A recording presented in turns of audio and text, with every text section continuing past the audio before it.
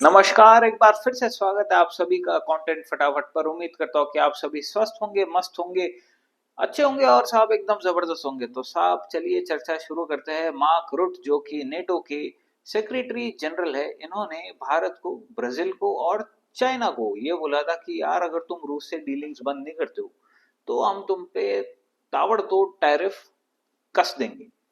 तो अब इस पे भारत की प्रतिक्रिया आ गई है। भारत से जो हमारे एक्सटर्नल अफेयर मिनिस्टर हैं उन्होंने, और एमईए के जो मिनिस्ट्री ऑफ एक्सटर्नल अफेयर्स के जो स्पोक्स पर्सन है रणधीर जायसवाल साहब, इन्होंने प्रतिक्रिया दे दी है। अब क्या है ये प्रतिक्रिया, आइए जानते हैं। जयशंकर साहब ने बोला कि यार ये डबल स्टैंडर्ड्स पे खेलना बंद कर दो, है ना। हम तो वही करेंगे जो हमारे नेशनल इंटरेस्ट के लिए अच्छा है। हमको समझाने से पहले भाई तुम ही समझ लो।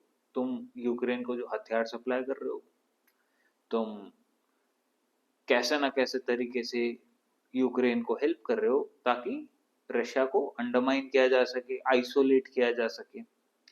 हथियारों के साथ पैसा वैसा सब देते हो तुम, है ना। बट नहीं, अगर रूस के साथ कोई उसका मित्र डील कर ले तो वो तुम्हारे लिए गलत हो जाता है। तो इसी हिपोक्रेसी की हमने बात भी की थी कि वेस्ट की जो हिपोक्रेसी है वो क्या है। और रूस ने कभी उनको कुछ बोला नहीं, कभी कोई बात हुई नहीं ऐसी कि उनसे युद्ध में उलझे हो। मतलब मैं अभी मॉडर्न एरा की बात कर रहा हूँ, पहले की बात अलग है, world war two and all, वो दैट्स अ डिफरेंट स्टोरी। वहाँ जो हुआ था, बट उसके बाद में वर्ल्ड वॉर टू के बाद से कभी रूस ने ऐसा यूरोपियन देशों पे जाके चढ़ाई करना ये नहीं किया। ठीक है, अपने आसपास के देशों पे जरूर की, मगर वो भी वो भी तब जब नेटो ने उन कंट्रीज को इनवाइट किया और बोला यार चलो हम तो तुमको लेंगे, है ना, नेटो में शामिल करेंगे। तो एक बोरिस येल्सिन ने इनके साथ अग्रीमेंट किया था कि बॉस देखो ऐसा है कि तुमको जो भी करना है ना, रूस से दूर रहो, है ना, एक बफर जोन बनाओ बीच में, ताकि हम भी सेफ रहे, तुम भी सेफ रहो, हमको भी सांस आए, तुमको भी सांस आए। इन्होंने उसका रिस्पेक्ट किया नहीं और भारी भरकम गड़बड़ हो गई इनसे। अब छटपिटा रहे क्योंकि खुद के पास पैसे हैं नहीं इतने, हैं सब साथ में आके भी अगर रूस से लड़ने जाए, लड़ लो कोई बात नहीं, रूस तो टिका हुआ रहेगा। इनको खुद की इकोनॉमी का बड़ा डर सता रहा है, क्योंकि जिस लार्ज स्केल पे रूस प्रोडक्ट्स को ये कहे कि प्रोड्यूस कर सकता है, चाहे टैंक्स हो चाहे एयरक्राफ्ट हो, इतना तेज ये नहीं कर पाएंगे, है ना। अच्छा, अब इसके अलावा जो रणधीर जायसवाल साहब है, उन्होंने क्या बोला, उन्होंने बोला we will do whatever is in our nation's interest. और ये भी कहा कि हम वही करेंगे जो हमारे लोगों की प्रायोरिटी है। We are a gas consuming nation, हम बहुत जबरदस्त गैस है, ऑयल है ना। हम एक एनर्जी कंज्यूमिंग नेशन है काफी बड़ा। तो जो हमारे लोगों की प्रायोरिटी है, काम उसके हिसाब से होगा, काम तुम्हारे हिसाब से नहीं होगा।